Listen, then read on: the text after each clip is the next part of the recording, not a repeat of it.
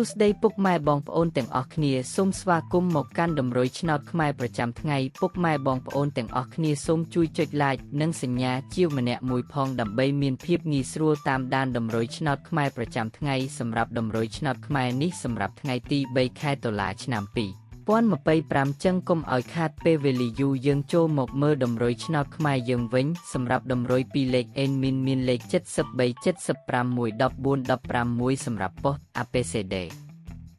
សម្រាប់លេខអូសអេនមានពីរគ្រាប់គឺអូសខ្ទង់70និង10សម្រាប់តម្រុយ3លេខគឺអេនមាន3គ្រាប់ផងដែរគឺមានលេខ